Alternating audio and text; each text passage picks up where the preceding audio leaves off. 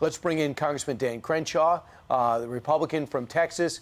Congressman, we just got rid of the War Powers Act. Excuse me, we got rid of the declaration that allowed us to have the war in Iraq. So it means that is no longer allowed constitutionally for the president to take shots without telling us, right? Well, it's a bit more complicated than that because the War Powers Act does still exist. The president always has the right to take action to defend U.S. troops. So I believe, I didn't see exactly what authorizations they were referencing for this particular strike, but it could have been the 2001 AUMF, it could have been war powers. Because what's happening is these Shia militias, look, they're constantly poking the bear. And they use drones to do so. They use increasingly advanced drones. They want to create conflict. They're trying to create conflict in the Kurdish region. And they're trying to create conflict with us in the hopes that we would leave. Because in the end, they just want to take over Iraq. So, look, striking this strike near Al-Qaim that killed 5 Iranian-backed Shia militia groups, it's a good thing, especially if you're going to be talking about trying to enter into a new nuclear deal with Iran, okay, which I think we should be very skeptical of. But if you're going to do that, at least do it with leverage. At least do it showing them that they should be on notice and that we will not give an inch, and that we will not let the sovereignty of Iraq be violated by Iranian proxies. Right. Congressman, I know the HHS Secretary is going to go visit Fort Bliss, that migrant facility, today. And there are now reports of migrant youth being subjected to rampant disease, sexual abuse. Some are on suicide watch. Kamala Harris was there on Friday, but she didn't visit Fort Bliss and she didn't visit the Donna facility, where a lot of people were saying that's where the big problem is. That's where she should have gone. Your reaction? Yeah, it's pretty obvious Kamala Harris does not care about this issue at all.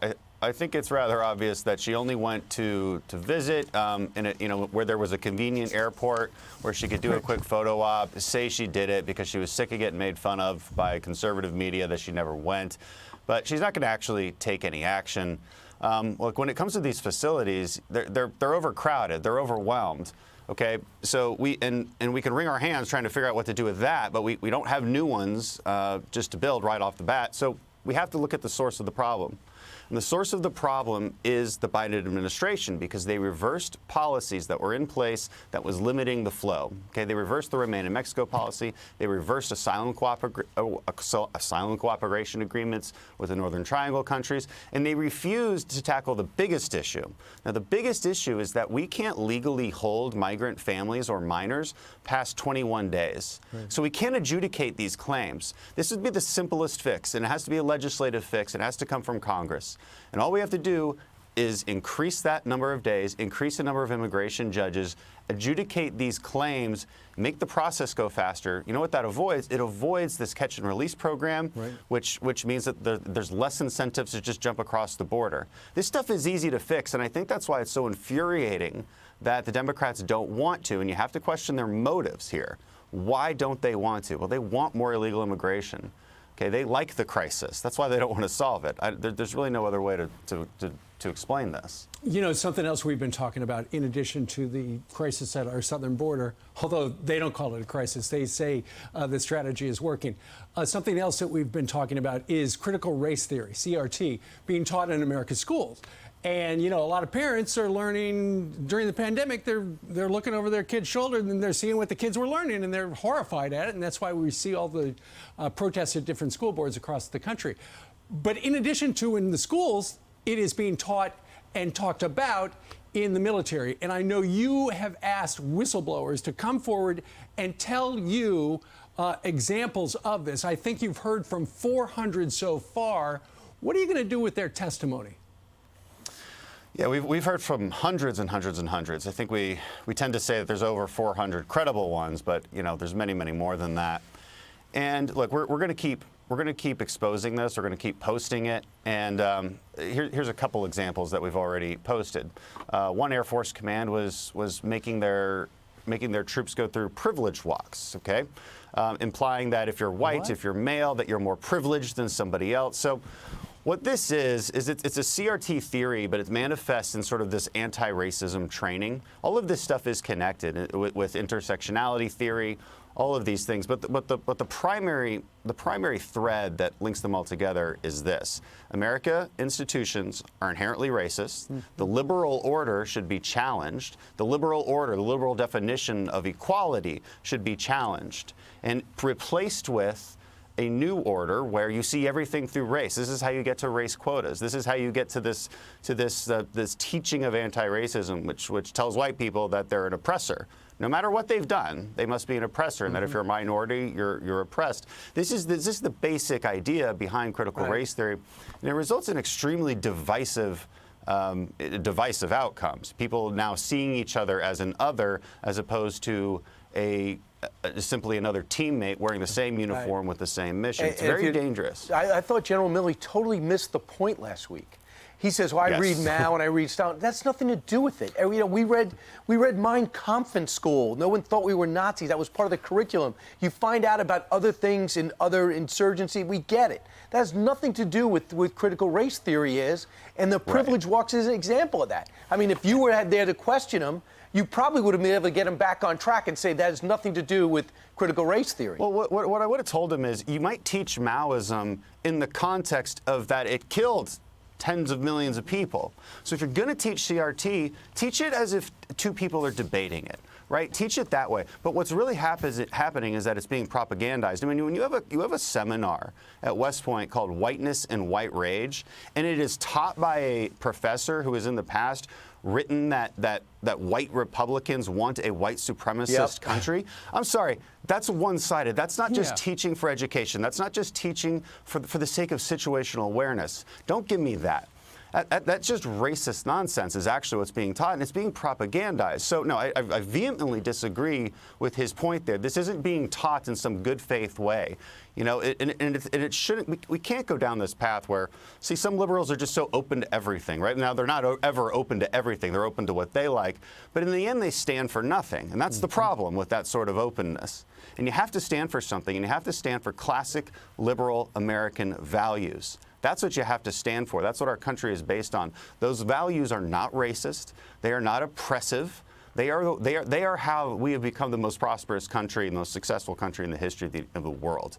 And we have to stand by that truth instead of trying to undercut it with these propagandizing seminars being put into our military institutions. Dan, what was your reaction to, I mean, you fought for our country, to the Olympic hammer thrower, Gwen Berry? She turned her back on the flag during the anthem, and she also put a black T-shirt over her face that said, activist athlete. We don't need any more activist athletes. You know, she should be removed from the team. The entire point of the Olympic team is to represent the United States of America.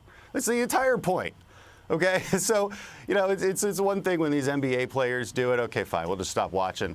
But now the Olympic team, and it's multiple cases of this, they should be removed. That should be the bare minimum requirement, is that you believe in the country representing. But look, taking it a couple levels deeper, this is the pathology that occurs when we're teaching critical race theory into our institutions, because critical race theory, again, basically teaches that our institutions are racist, that our systems are deeply racist. Now, you can't see the racism, right, because it's subtle, but and if you deny it, it's because of your white fragility.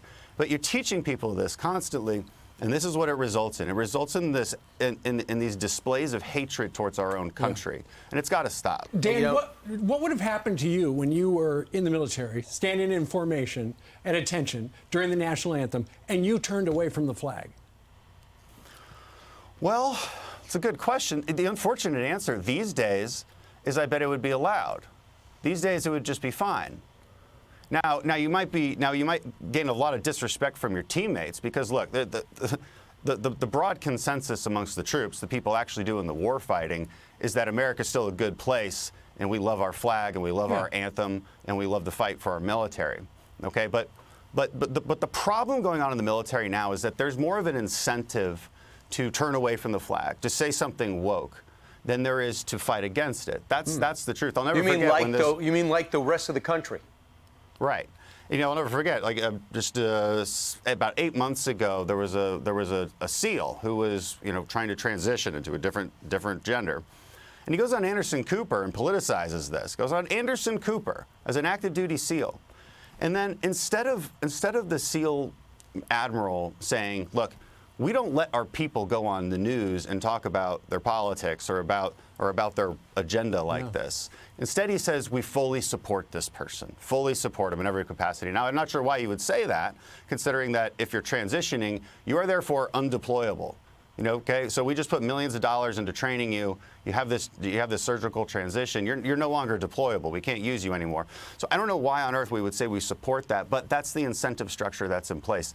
So look, we've been looking at this problem for a while now. People are like, oh, it's just because Biden's president. No. We were looking at this while Trump was president too. This started then. It's gotten much, much worse now. That's why we did the whistleblower project, and that's why we're receiving hundreds of these complaints that we're just going to keep promoting until the DOD comes out with policy that says this stuff is not okay. All right? There's training happening at the lower levels. It's not okay. Okay, we didn't tell you to do that. All right, we said, and that needs to be said very, very clearly. So a couple of officers wanted to come on here. CENTCOM said no and talk about the calamity, which is our pull out of Afghanistan. They said no to that. But if you want to hop on with Anderson Cooper and talk about your sexuality, that gets the green light and praise. Unbelievable. Exactly. Dan Crenshaw, thank you very much for joining us today. Thanks, for having me. Congressman.